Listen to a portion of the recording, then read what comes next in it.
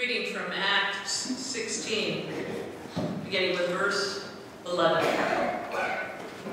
We set sail from Troas and took a straight course to Samothrace, the following day to Neapolis, and from there to Philippi, which is a leading city of the district of Macedonia and a Roman colony. We remained in this city for some days. On the Sabbath day, we went outside the gate by the river, where we supposed there was a place of prayer. And we sat down, and we spoke to the women who had gathered there. A certain woman named Lydia, a worshiper of God, was listening to us. She was from the city of Thyatira and a dealer in purple cloth. The Lord opened her heart to listen eagerly to what was said by Paul. When she and her household were baptized, she urged us, saying, "If you have judged me to be faithful to the Lord, come and stay at my home." And thus she prevailed upon us. Thus ends the reading of the word. Thanks be to God.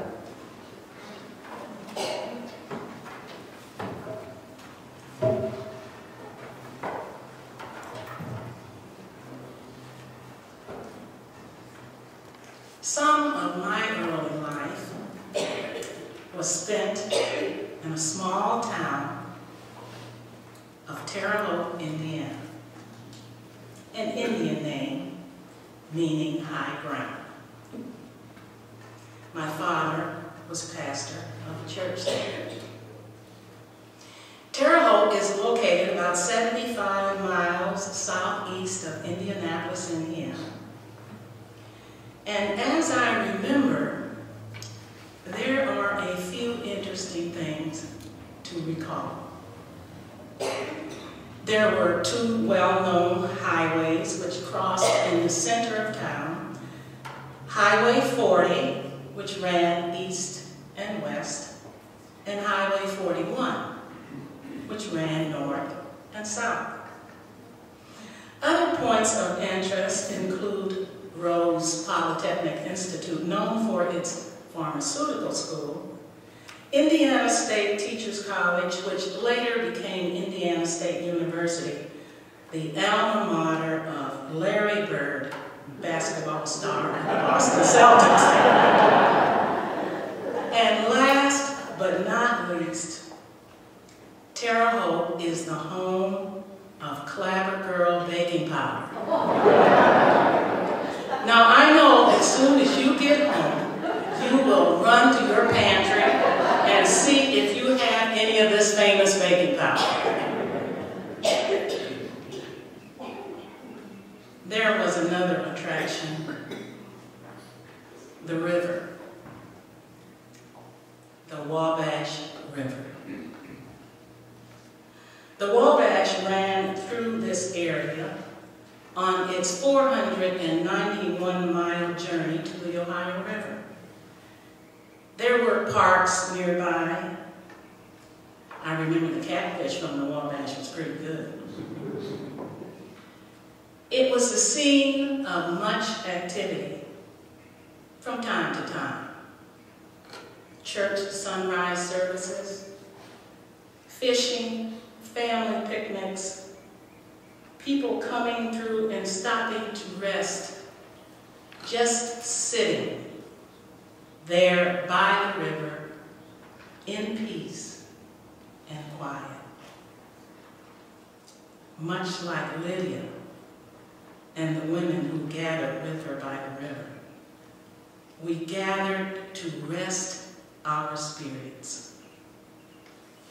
Lydia, a worshiper of God, searched out a place of peace and quiet where she and the women could gather. They could worship and pray. They were worshiping and praying together when the Apostle Paul happened upon them on the Sabbath as he too searched for a place to pray. According to the commentary in the New Interpreter's Bible, Lydia was a wealthy businesswoman from Thyatira, a proselyte, meaning a convert first to Judaism and then to the Jesus cult. She was a seller of purple dye, so rare that only the very rich could afford it. Even with all of her wealth, Lydia still longed to be in relationship with God. She longed to know God. Lydia and her entire household were baptized by Paul, founding the church at Philippi. She never ceased wanting to know more about God and did much to spread the gospel of Jesus Christ. She and her household gathered and prayed in many different places as she moved across Europe in her quest to know God. To know God. These are the first words in the statement of purpose of the United Methodist Women, followed by to experience freedom, to develop a supportive fellowship, and to expand concepts of mission. According to biblical commentator Cecil Willis, Lydia was approximately 300 miles from home when she was discovered by Paul in Philippi. A businesswoman traveling for commerce, she carried her belief with her, not hiding it or pretending she was someone other than who she was. She sought out ways and places to practice her religion in spite of restrictions imposed by geography. She influenced others by her example, willing to move out of her own comfort zone to welcome them into her company. This is what it means to be in mission. Our church was in mission in the park on March 20th. As people accepted the invitation to worship with us. We were worshiping God, and those walking, jogging, and driving by saw us. Some stopped to join us. They received communion and picnicked with us. Wasn't that a joyful experience? Team Palm Springs, coordinated by Lois Giannopoulos, serves breakfast to the homeless in Yucca Valley once a month. Another group of volunteers helps out at the Coachella Valley Rescue Mission in India. That is just as much mission work as someone serving as a missionary on the other side of the world. Some of our United Methodist women are helping with these projects.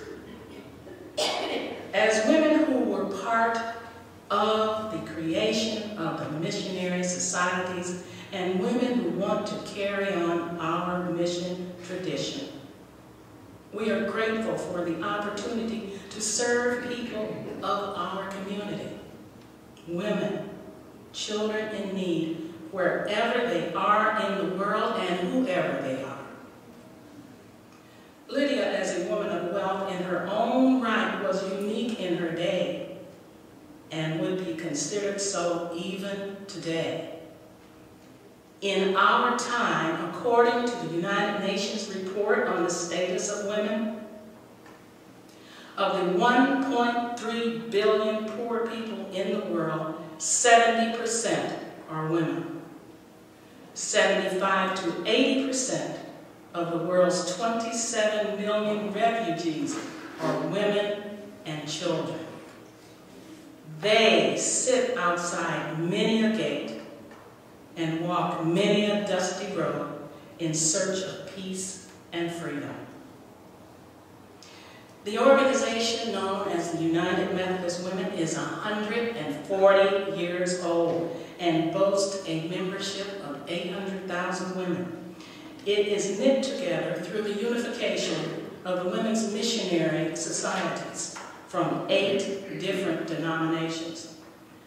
Since 1869, it has been the mission and purpose of the United Methodist Women to know God, to be in fellowship, always welcoming others into that fellowship, and to stand against injustice throughout the world. We have never shirked our call to be in mission on behalf of others throughout the world. A few historic highlights. In 1869, the Women's Foreign Missionary Society sent its first missionaries, Isabella Thoburn and Clara Swain, to India. In 1879, they sent a missionary from the women of the Methodist Episcopal Church, Lochi Rankin, to China.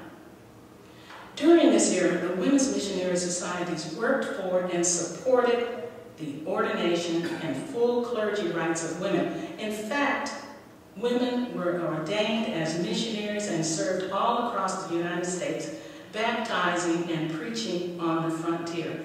Here is one example of those women. Clara Celestia Hale Babcock was the first woman ordained in the Christian church.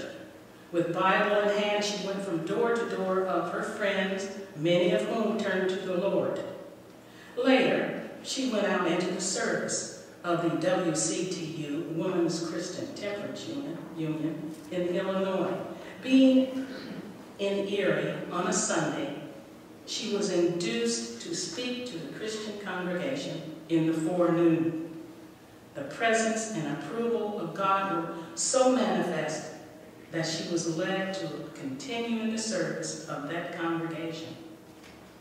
Later, after wise counsel and mature deliberation, she was ordained in the Christian ministry in 1888. Her work proved a great blessing to the church in that part of the state. She proved herself both a good evangelist and pastor. She has conducted 28 fruitful meetings and has made about 1,400 converts, 1,000 of whom she baptized with her own hand. The little church of Erie, she served altogether 15 years. In that community, she preached 117 funeral services. The first woman in Illinois to enter the Christian ministry. In all this splendid service, she had the cordial support of her husband. In 1920, the Women's Council formed a committee to study the race question and to develop ways for black and white women to work together. In 1930, the organization of 2 Spanish conferences, Texas, Mexico, and Western Mexico, brought those women's groups together for focus on interracial cooperation. In 1942, the first assembly of the Women's Society of Christian Service was moved from St. Louis, Missouri to Columbus, Ohio, so that a racially integrated group could be housed in a hotel. In 1954, the group supported the Supreme Court's rule against segregation in public schools. In 1978, they approved a Spanish program resource book. In 1983, Japanese, Chinese, and Filipino women came together in support of educating Korean pastors about the United Methodist Women. The 1980 Commission on the Status and Role of Women was made a standing commission of the General Church. And I'd like to give you this quote from the United Methodist Women's History Timeline. And I quote, "Because of the faithfulness and courage of millions of women who prayed, planned, organized, marched, petitioned, labored, and supported the work of early missionary societies, the lives of countless individuals, especially women and children, are irrevocably changed. Women, children, and youth in our generation, and the ones that will follow us, are living the legacy of the women's missionary movement of the 19th century. End quote. This is great work.